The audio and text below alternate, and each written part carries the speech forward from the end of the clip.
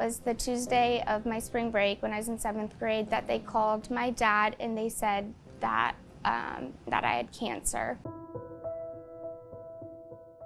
That's kind of how my whole journey started. In March of 2009, I had noticed a small bump on my gum. Well, it slowly just started growing and growing, and it was actually filling my sinus cavity. In the process of me seeing different oral surgeons and dentists, my pediatrician had referred me to MD Anderson, and at the time my parents were really confused. Why would you send a consult to MD Anderson in this whole process? It was actually a blessing that they did, because once they found out that it was cancer, I was taken out of school immediately. I did treatment for 6 months. I was inpatient 5 times. Each time I was in the hospital, my mom would usually stay with me. My friends and my family would come visit me when they could. But it was really my nurses that helped me be able to get through this process, and my doctors and everyone here is what really influenced me in my decision that I wanted to become a nurse after I was done with my treatment. Hi, I'm Caitlyn Mortus, and I'm a pediatric oncology nurse at the University of Texas MD Anderson Children's Cancer Hospital.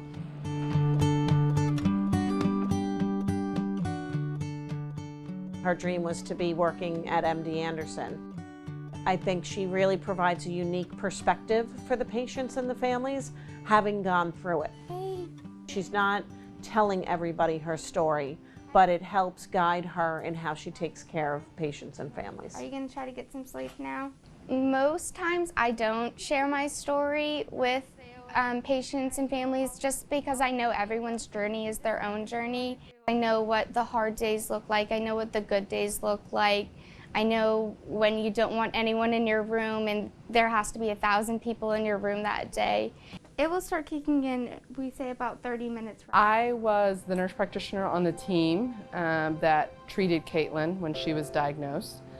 And I think one of the things that was so touching about her story is that even while she was in treatment, she was thinking about how she could make things better for patients who were going to come after her. Back then, they would give netbooks to patients to keep them connected in their social groups and help them with school. I was gifted a netbook computer. I got to talk with my friends, I got to talk with my family. That's what really gave me comfort.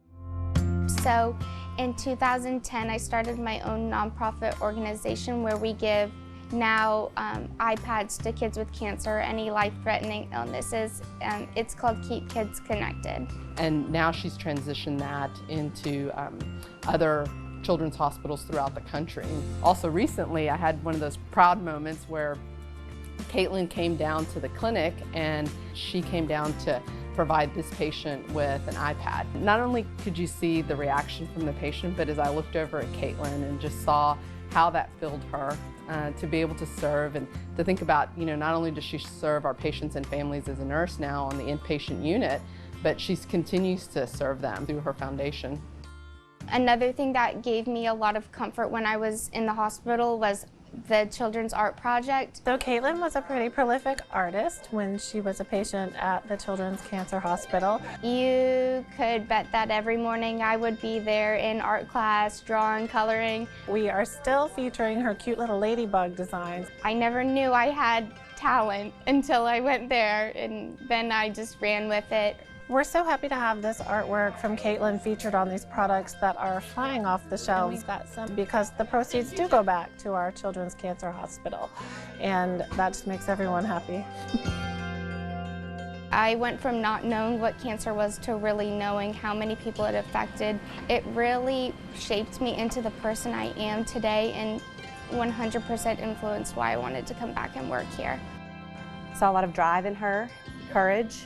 Still being very fearless, like I'm going to conquer this, I'm going to beat it, and I'm going to get back to being a cheerleader, being a regular kid, just do life, and she's done that.